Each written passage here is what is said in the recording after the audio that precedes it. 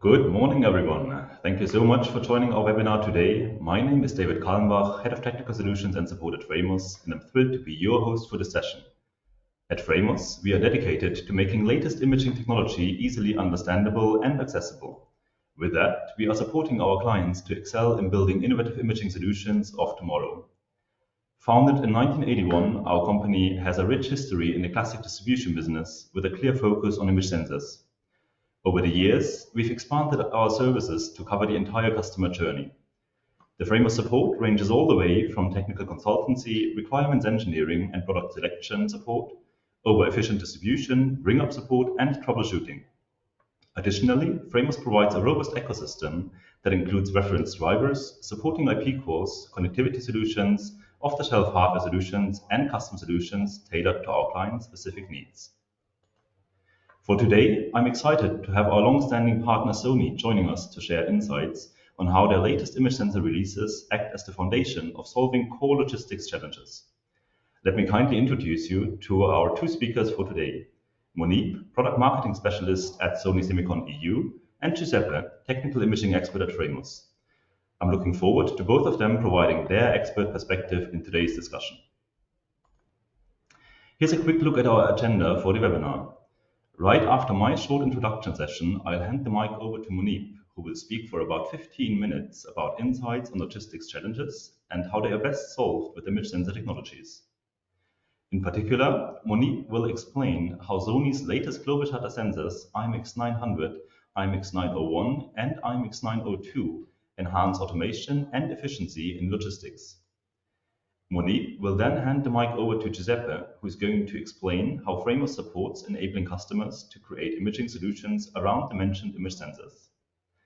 After about 25 minutes in, we'll wrap things up with a 5-minute Q&A session where we'll address your questions and provide additional insights.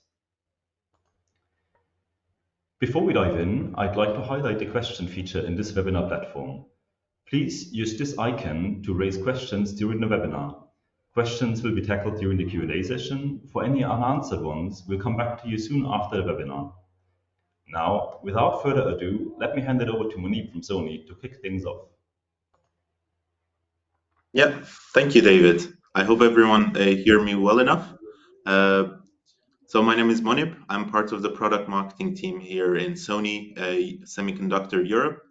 My main focus is looking after the marketing of our Sony industrial image sensors, making sure our customers integrate our product well enough into their products and know the whole core focus of our products fully. So I'm going to dive deep on the logistic challenges first. So I'm aiming to give you a quick overview of the challenges that Sony identified for this market. And by the end of my session, you will hopefully understand the challenges in the existing market and how Sony's 3 main products, recently announced products, are tackling these challenges in the market. Next slide, please. Yeah, so let's start with the key challenges that I personally pointed out. And as a team in Sony, we noticed these challenges are quite rising. So starting with the growing demand in fast solution that can accommodate package of various sizes. So solution providers have different types of packages moving on a conveyor belt. So this requires an image sensor solution can identify different types of packaging. The second challenge that we identified is the increasing requirements for cost-effective solution. As you know, the whole focus of the recent years after the pandemic has been reducing costs. And the third challenge is the insufficient and slow sorting process that leads to damages. In our modern world, everything is on speed, and any error or insufficient solution can lead to further damages in the process. There is a rising necessity for efficiency inventory management that utilize real-time data, and there is an increasing need for compact solution and smaller solution. In this presentation, I'm going to explain certain markets. However, I picked out barcode reading as a main application for our product, even though there is 2 other applications such as robot picking and automated mobile robots applications which require our solution. However, my examples will be solely based on barcode reading. And here is a fun fact for you. The year that we announced IMX900 was actually 50 years after the first ever barcode scan on a packet of wiggly, juicy fruit chewing gum. So it's a coincidence.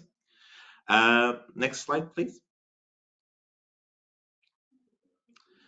Let me introduce three of our late announced image sensors: IMX900, IMX901, and IMX902. Yep, next slide.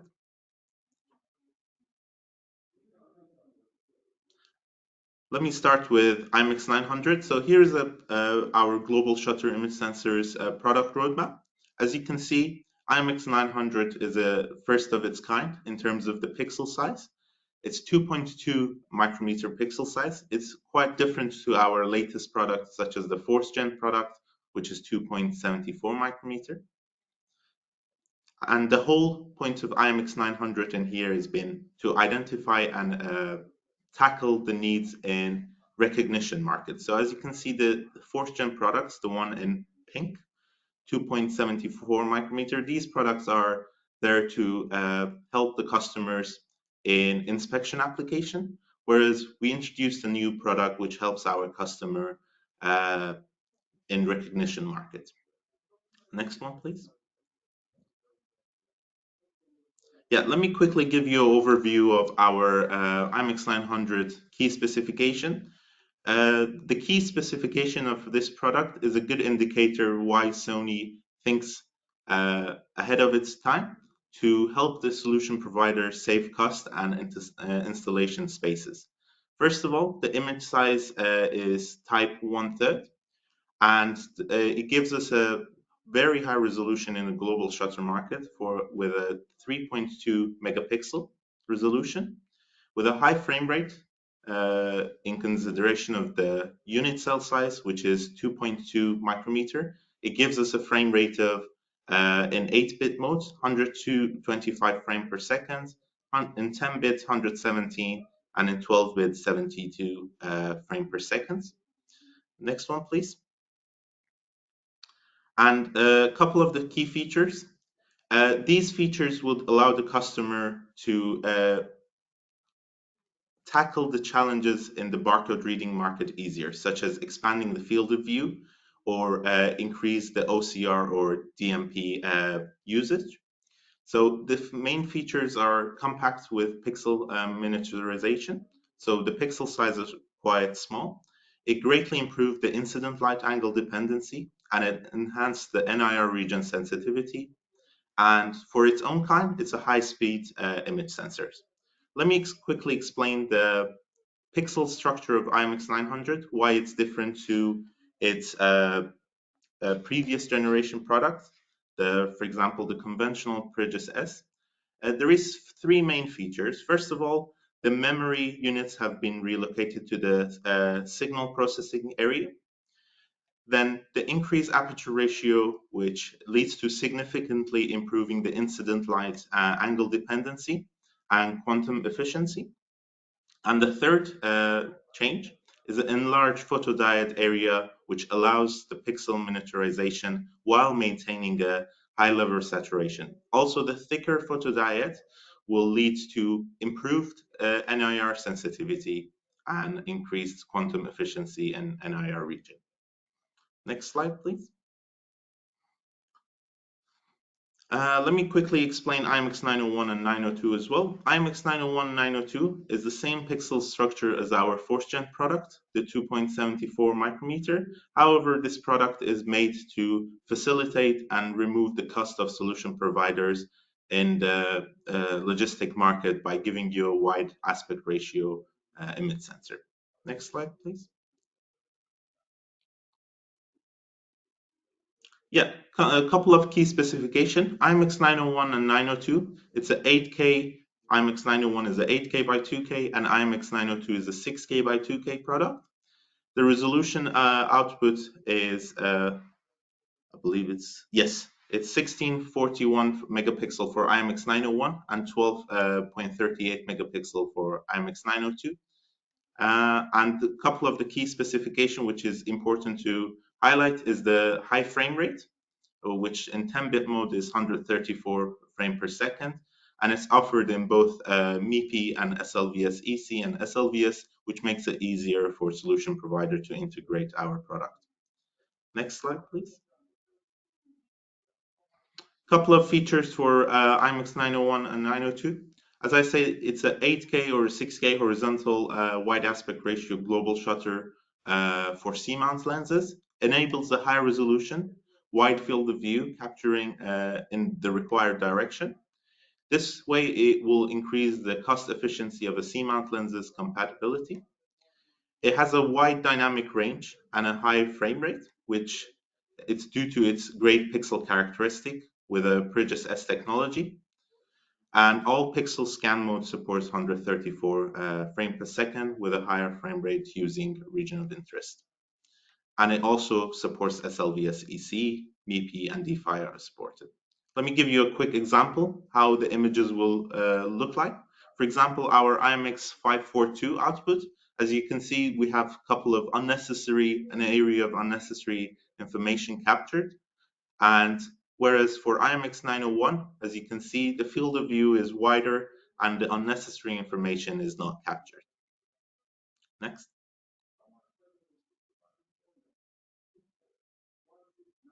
Next, please, David. Yep. Let me give you a quick example why we think this solution, sorry, go back. Yeah. Why we think this solution will remove the cost on the solution provider. As you can know, the conventional system is either using a large format sensor to cover the whole area of the conveyor belt, especially knowing that the conveyor belts are getting wider and faster, or the second solution will be using multiple camera. However, this is not very efficient. Sony's solution is here to tackle these challenges by using one sensor, one camera to tackle all these challenges. It gives you a wider field of view. It's a cost-effective solution using C-mount cameras, and it allows a simple system integration.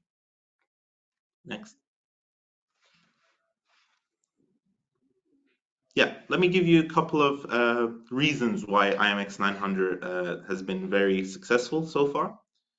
Since the launch of our product, this product has been integrated or been asked for by many solution providers due to few simple features, which we are very proud of it. However, there are few functions which helps the solution provider in post-processing phase to output a better result. Next. The first one is the fast AE auto exposure function. This function simply allows the shortening the pre-shooting phase by reducing the resolution. So this simple function, it will allow the customer and our solution providers to capture different sizes of packaging and on different types of surfaces. So if you have a dark object on a bright surface, the fast AE function would allow easier capturing the barcode. And the second function, which is our quad HDR function. Yeah, next please. This function simply combines three types of exposure: long exposure, middle exposure, and short exposure. This is simply useful for detecting barcode on a shining object such as metal. So in order to avoid reflection, the quad HDR function simply combines output from 4 pixels into one in different exposure time, and the output is a higher dynamic range image. Yeah. So that's all from my side. I will pass it over to Giuseppe. Hello, my camera should start starting. Okay. Hello everyone, Giuseppe Contini speaking. Camera is starting right now. I am from Framos Technical Support with David team. Let me check if the camera is right now good enough. Not yet, the camera is not. Anyway, I hope that it will come soon. David, can you please go to the next slide? Okay, so I'm here and with Framos, we actually enable customer using Sony technologies. This is I'm very proud of that because we can effectively make things easier and faster. And this is because we are Sony image sensor distributor since almost 40 years. And so now we really have deep expertise with imaging sensor. And so this helps us to provide valuable support to customers, not only from the technical side, but even from the supply chain side.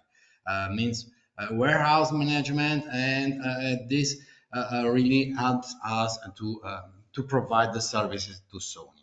So next slide, please. But from technical side, as I'm from technical support, we can provide customers the Sony evaluation boards.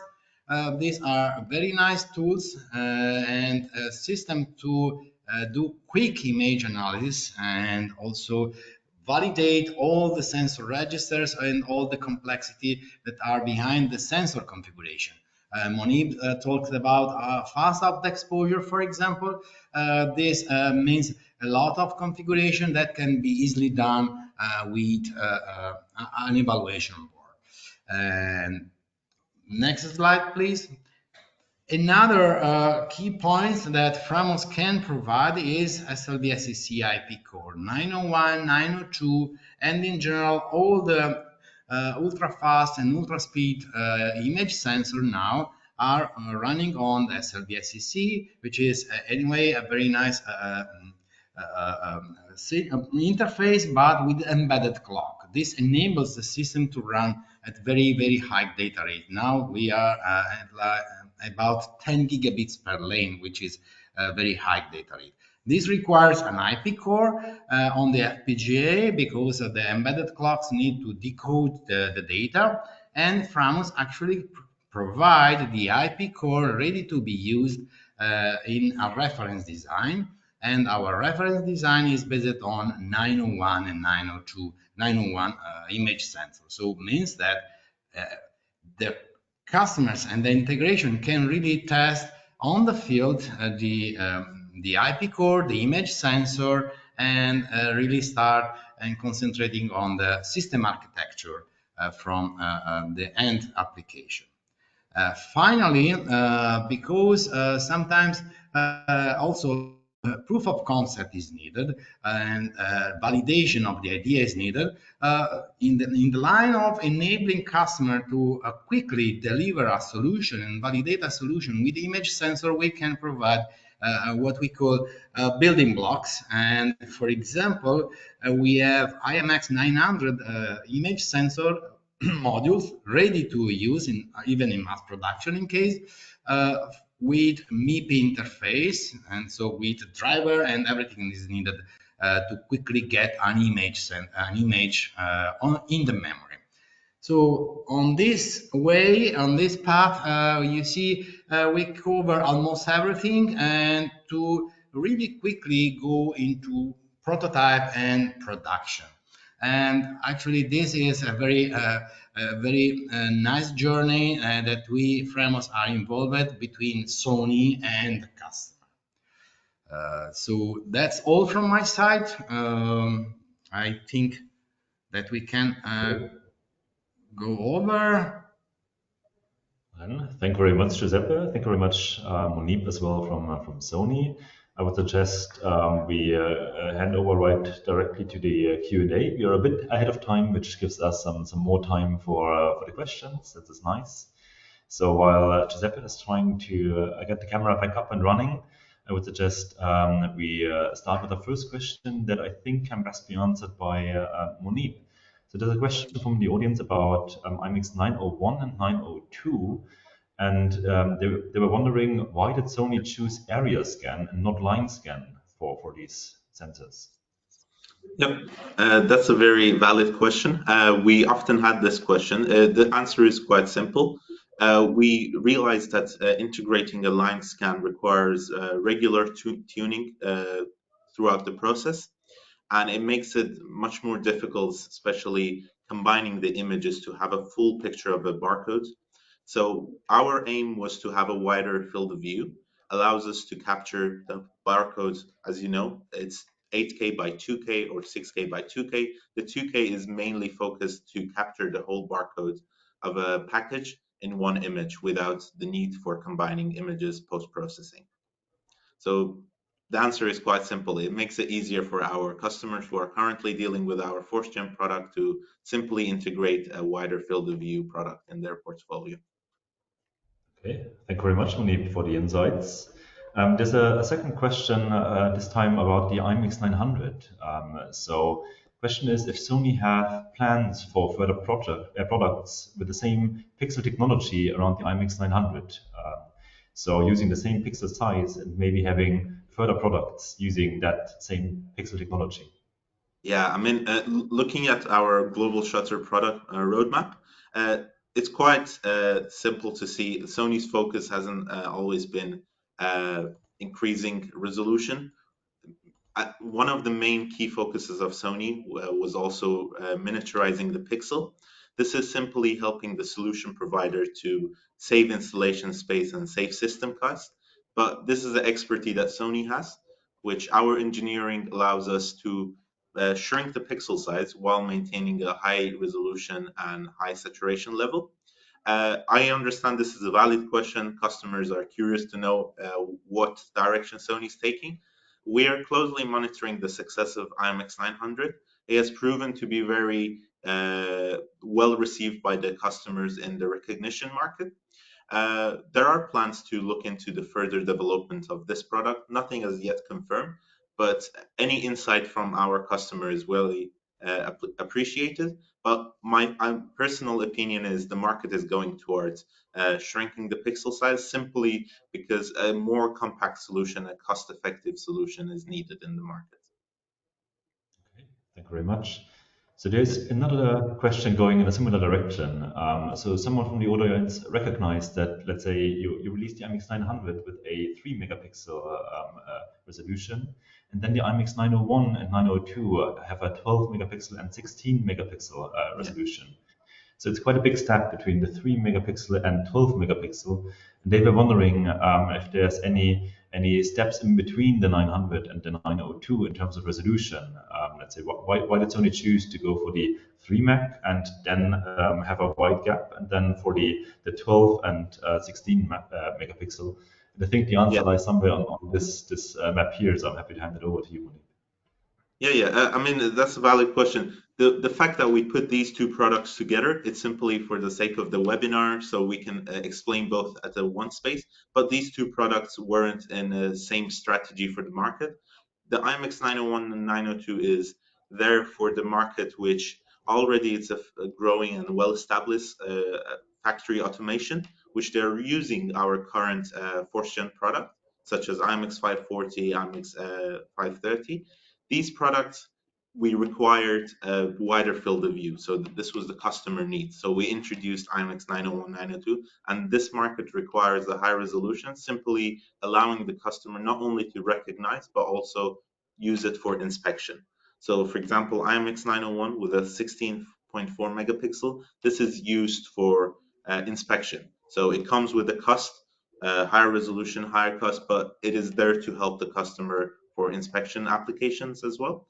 Whereas IMX 900 is really targeted as a recognition market application, and it need to be used by handheld scanners or even in robot picking solutions or in automated mobile robots, and again barcode reading. So these were two different market strategy for Sony. So the IMX 900 we suggested to customers who are looking to recognize a barcode or read a document, whereas IMX 901 and 902 is for higher accuracy and higher resolution. In terms of a step in middle, as I said, these are two pixel size, two different generations. So IMX 900 direction would be with the same pixel size, different resolutions, and IMX 901 and 902, we might have something in future. Yeah. Right, thank you very much for the explanations. I think the next question we can take on is probably more one for Giuseppe. I hope you can hear us.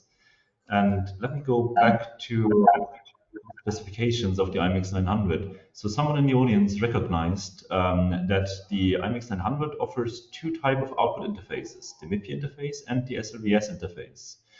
And on the Framers module, you mentioned there is a Framers module. Can you explain if the Framers module is supporting the MIPI or the SLVS interface?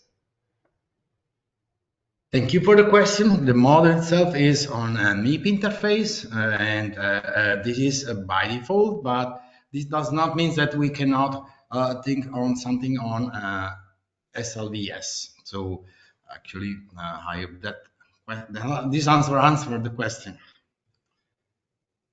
All right. Sorry. Okay. Thank you. We lost the camera again, unfortunately, but we received the answer well, so thanks for that. Good. Someone from the audience mentions that they would require small diameters, and if there's a higher resolution 4:3 format possible with the small 2.25 micron pixel as well. If that is something that would be possible, and I think that question would go towards Munib. Yeah, I mean, again, this is a demand in the market. We've been receiving this. Customers really appreciate the 3.1.2 megapixel of IMX900, and now they're asking for more. It's kind of the market is hungry for higher resolution. Sony's understanding this. In terms of technology, Sony's well equipped to achieve such technology of higher resolution with the same pixel size. But in terms of any set plan, I cannot comment on that yet. But we are same as the customer. We hear them. We know that that's a need in the market. Okay, perfect. Thanks a lot, and that's understandable, Monip. So one last question before we wrap things up. There was someone asking about the near-infrared sensitivity of the IMX900 and how that could be beneficial, let's say, for logistics in particular. Is that something you could comment on? Why is near-infrared sensitivity, let's say, a great benefit for logistics? From my point of view, I think I have one of the slides. If you go to IMX900 slide, we have an example of it, how different the output image is. So yeah, as you can see, the bottom right corner, that's the comparison between our IMX900 and conventional image sensor, such as Prius. The pixel structure of IMX900 allows, as I said, the thicker photodiode allows the enhanced NIR sensitivity. In terms of the need in the market for such thing, I believe it's to do with the light sources and factory automation and barcode reading, different light sources. So near infrared sensitivity would be a very beneficial feature of this product. Thank you very much, and I can certainly also confirm from my experience, it really supports, let's say, the simplification and cost efficiency of the overall setup by decreasing the need for a strong illumination as well in these applications. Good, thank you very much. With that, actually, let me go back to the end of the presentation. Right. So just, we do have one or two more questions in the audience. Just to let you know, we will come back to you after the webinar. We're just reaching the end of this one, but we're happy to answer all the remaining questions afterwards. Before we conclude, I encourage you to subscribe to our newsletter for the latest updates and information. Also mark your calendars for our next webinar coming up in June. Thank you once again to our speakers, Munib and Giuseppe, for their valuable insights. And thank you all for your attention and also the questions from the audience. We look forward to working with you. And if you have any questions, please feel free to ask afterwards. There's a QR code as well, and you can use that in order to reach our homepage and fill out the contact form in case of any open inquiries. Thank you very much again. And with that, I'm closing the webinar for today.